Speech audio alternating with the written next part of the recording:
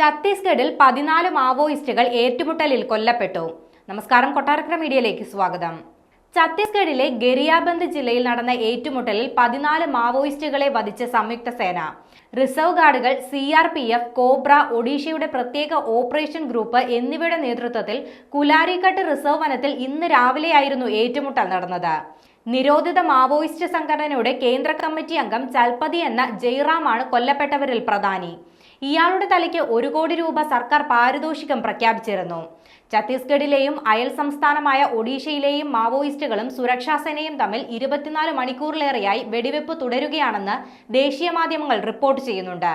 സുരക്ഷാ സേനയുടെ സംയുക്ത സംഘം ജനുവരി 19 രാത്രിയാണ് മാവോയിസ്റ്റ് വിരുദ്ധ ഓപ്പറേഷൻ ആരംഭിച്ചത്. ഗരിയാബന്ദ് വനങ്ങളിൽ മാവോയിസ്റ്റുകളുടെ സാന്നിധ്യത്തെക്കുറിച്ചുള്ള രഹസ്യവിവരം ലഭിച്ചതിന്റെ അടിസ്ഥാനത്തിലായിരുന്നു ഓപ്പറേഷൻ. തിങ്കളാഴ്ച സുരക്ഷാ സേന 2 വനിതാ മാവോയിസ്റ്റുകളുടെ മൃതദേഹങ്ങൾ കണ്ടെടുത്തിരുന്നു. തിങ്കളാഴ്ചയുണ്ടായ വെടിവെപ്പിൽ ഒരു കോബ്ര കമാൻഡോയ്ക്കും നിസാര പരിക്കേറ്റിരുന്നു.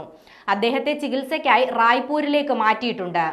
അതേസമയം നക്സലിസത്തിനേറ്റ കനത്ത തിരിച്ചടിയാണിതെന്ന് കേന്ദ്ര ആഭ്യന്തരമന്ത്രി അമിത് ഷാ പറഞ്ഞു. സംയുക്ത ഓപ്പറേഷനിൽ പങ്കെടുത്ത ഉദ്യോഗസ്ഥരെ അദ്ദേഹം അഭിനന്ദിക്കുകയും ചെയ്തു.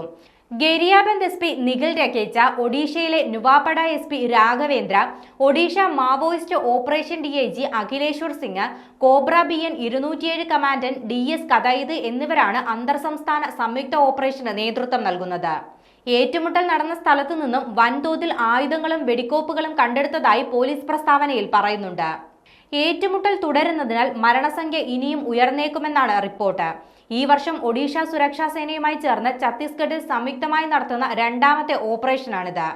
ജനുവരി 3-ാം തീയതി ഗരിയാബന്ദ് ജില്ലയിലെ വനമേഖലയിൽ സംയുക്ത ഓപ്പറേഷനിൽ ഒരു മാവോയിസ്റ്റ് കൊല്ലപ്പെടുകയും 3 ജവാന്മാർക്ക് പരിക്കേൽക്കുകയും ചെയ്തിരുന്നു. ഇതോടെ ഛത്തീസ്ഗഡിൽ ഈ വർഷം ഇതുവരെ 40 മാവോയിസ്റ്റുകളാണ് ഏറ്റുമുട്ടലിൽ കൊല്ലപ്പെട്ടത്.